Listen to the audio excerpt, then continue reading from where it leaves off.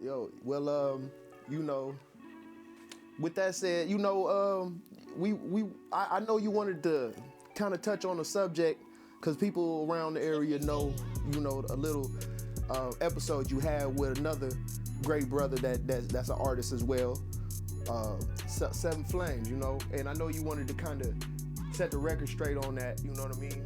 You want to take this time and say what you got to say? We're going to give my bro a quick 7 seconds of silence, you know, just rest in peace, 7Flamez, and respect to fam.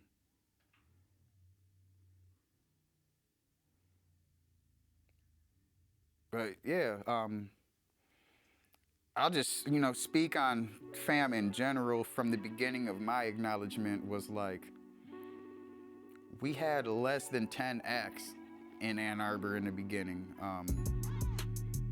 As far as cats that were, you know, from here, born and raised, you know, we had a few, you know, like Subterraneous, and they're not gonna go too far on the outsiders, you know, came in and out and did a lot for us, but we didn't have a bunch of our own artists. You know, we definitely had Tree City, we definitely had 7 Trey Quad, even AQ Israel. He was just AQ at the time, you know, he had the Get Acquainted Volume 1 floating around. I seen that shit at many a hood, you know, picnic table, many a corner store counter and shit. You know, he was getting that around.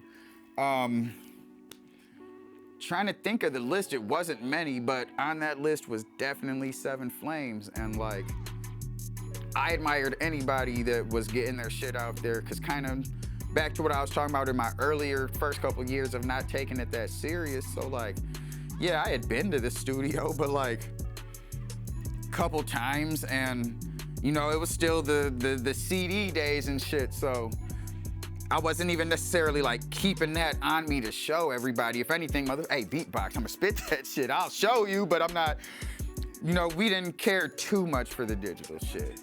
Right. And so with me being on that level, I'm just the guy that it's like, if you know me, you know I'm cold.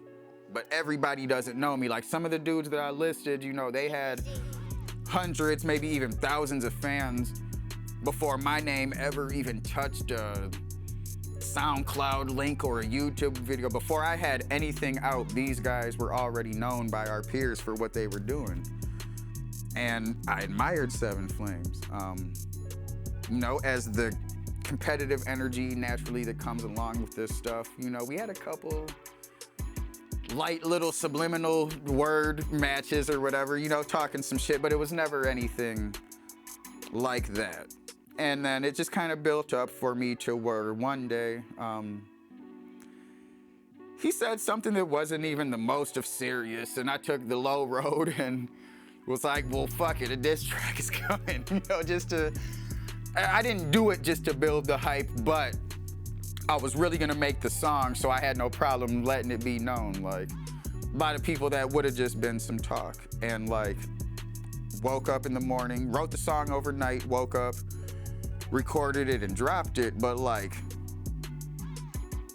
you know, like for him, although he responded, like, that shit wasn't all the way rap for him. Like, you know, it looked great on the internet for me because, you know, me and my team, just as, you know, things would have naturally, there was nothing sinister about it, but we held each other down in the debates. We made sure to, you know, really try to exonerate anything that, and honestly, when I look back on it too, like a lot of people came to my aid, which I was grateful for then, but even more now when I look at how, and by aid, we're just talking rap shit. This was all rap.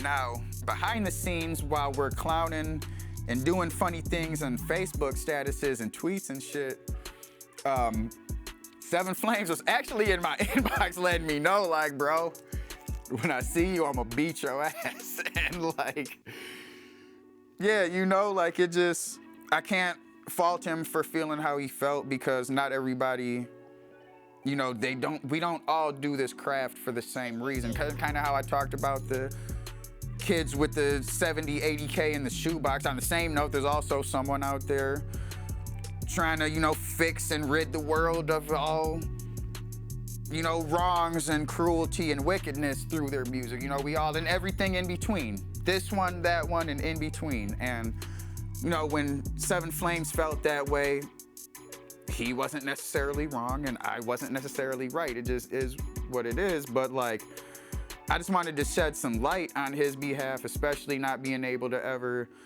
reflect on this story with me today. I can say we did make peace. We did a couple songs, but only one ended up out to the public. So not trying to plug it like that, but the song I'm Back off my album Astral Plane, which was more so like just a song for me. Like, it felt good to be able to actually apologize to this man and not apologize for political reasons because I needed something, or not apologize to, you know, make things look however, but like, I had no problem admitting that I looked up to him prior to our shit. I wasn't gonna admit it while I'm making a song about him, but I'm not gonna delete that fact just because now I'm making a song about him. So, you know, we made peace. We hung out on a couple short occasions, nothing too extensive. We hit a couple studios, and so with that song being out, you know, I feel like the relationship did come full spectrum, but like, he never really got a chance to divulge into this story. And yeah, bro wasn't really playing like that. You know, he made a good response and his shit was fire, but it wasn't too rapidy rap for him. But like, honestly, going back to the battle stuff, that was really my first taste, because prior to that, the only thing I really had going on were the high school battles, which happened for a couple months and then fizzled out. You know, I was more so watching the big leagues on YouTube and enjoying what they did. But after me and him had that altercation, it was pretty much that same year or the next year that I started taking on some league battles. So, you know, if anything, that's what projected me into being able to do that. It was like the, you know how it's like the dealer, they bring out the samples, they hit him with the testers, and then they gotta, oh damn, you said that's where, that's on what block type of shit, which I'm fucking with no dope, but that's how battle rap hit me like some motherfucking crack, and I needed that shit, dog. Like, I had a lot of anger and resentment going on in my life just over like things that were probably my own doing, but it was still my life and I felt it. And like, I thought I was attacking other rappers with my words, but what I was really doing was slay demons. The reason I realized that is that even now today, I am gonna do more battles before it's said and done, but like, I'm not thirsty to destroy another rapper anymore. Like, if anything, if you look at my old battles, I'd say all sorts of crazy shit. I smack you, I hope you die. I might make some weight jokes. I'm not all hateful, but you know, some weight jokes. I fucked your bitch, all that different. But like today, when I think about battle rap lines, I wanna outwit my next opponent. I don't wanna crush him. I'm gonna crush him through outwitting him, but I don't really got that much death and destruction to speak towards another person right now, you know? And that's when I realized that some of the life growth that I think I was inadvertently given through going into battles was like, I had a lot of shit I needed to unleash, and that was the perfect time. Especially even to kind of tie back into a point I kind of forgot to end, was that you go into that shit thinking it's a one-way, you realize how the energy is required to uphold it, and you humble yourself. Because like, the first time I lost, no joke, I woke up the next morning and I announced to Facebook that I was moving. So to anybody that remembers that post and that announcement, it's kind of embarrassing, but real shit, like, losing a battle feels just as bad as it looks in 8 Mile. Like, you step off stage from a loss, niggas don't want to hand you the blunt, the bartender getting your order last, and nigga, fuck you, you know, they just, and like, but going through that and just realizing that it was like,